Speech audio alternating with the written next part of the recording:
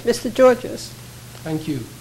Thanks to the Chamber and the League of Women's Voters and all of you for coming out today to be a part of this event. My name is Philip Georgious. I came out here 12 years ago. In the time I lived here, I met my wife in Salt Lake City, Utah, and she's now out here. She works for the city. She's the accountant. We have two children, Maria and Katerina, in Richmond Street Schools in El Segundo, and little by little, I'm new to this town, and just starting to get involved with everything. I got involved with the Cable Advisory Commission, and from there I've learned many things about the city and how people would like to have the city run. I feel it's very important that we maintain keeping a vigilance on LAX to constrain growth and to make sure that for its modernization and its growth, it is seen, it is monitored and properly maintained. In addition, I'm looking to get out there, if elected, to really get involved with the community, see the needs firsthand, what the police, fire, the senior citizens, and other groups that make this community wonderful. It's going to take a little more than just my participation in just attending meetings. It's going to take up a lot of my time, which I'm prepared to set aside some of my time as an independent business person who has a flexible schedule to get involved and do what needs to be done. Thank you. Thank you. And for the first question, Main Street El Segundo has undergone a transformation over the past decade. The city has spent considerable funds and some new developments have been added or are under consideration.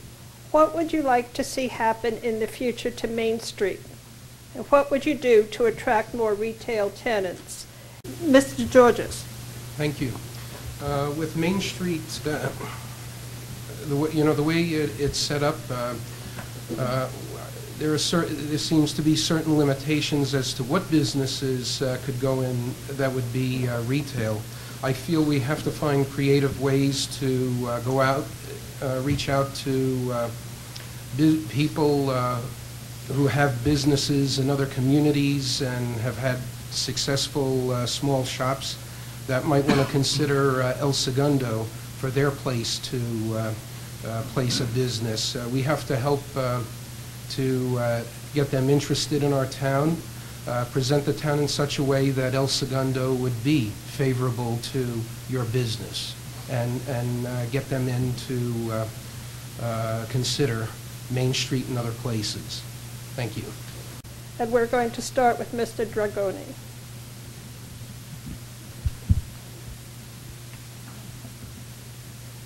The fast track process through City Hall, I think, is a great idea, but because we're fortunate to have such a large demand of businesses wanting to come and open up a business in El Segundo is amazing.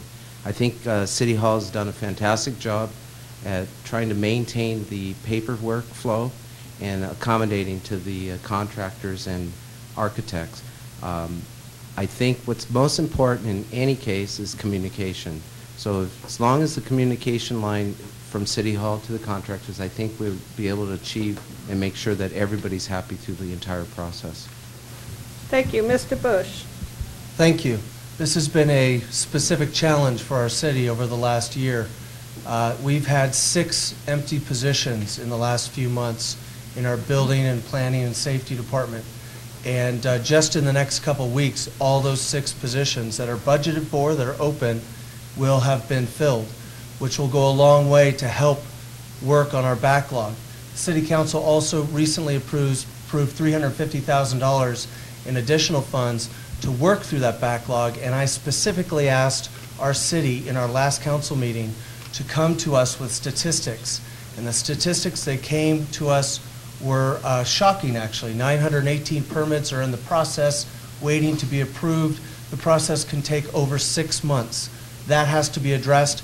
The staff is working on it, and I am keeping a very close tab on it because I've heard about this issue time and time again from both our residents, our builders, our developers, and our large businesses. It is absolutely a crucial issue we have to resolve. Thank you. Mr. Jacobson. Yes, this problem really snuck up on us because of the positions that were vacated, people moved to other cities, business development mushroomed. We got many more permit requests and so forth. The fast tracking was not able to be done because everybody was asking for the fast track. It was a very cheap way of trying to get the permit through. So when you put all that into the pipeline, it just slowed it down. We have now budgeted more, which will be coming back with return of more permit fees and so forth. So it's not a budgeted item. It's going to pay for itself.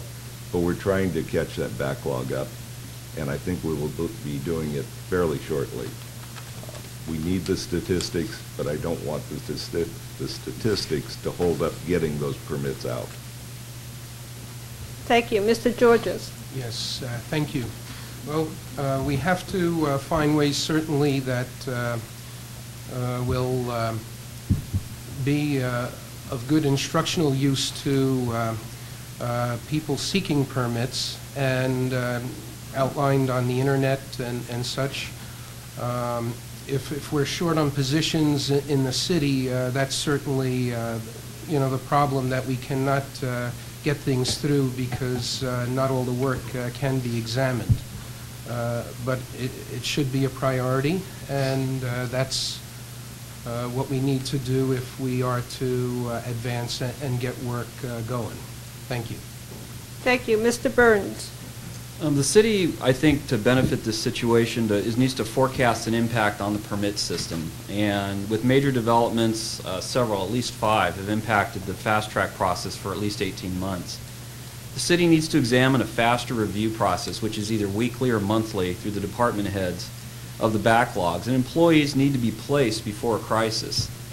The city needs to employ a robust customer service and measures to issue the permits in the systems that are already out there.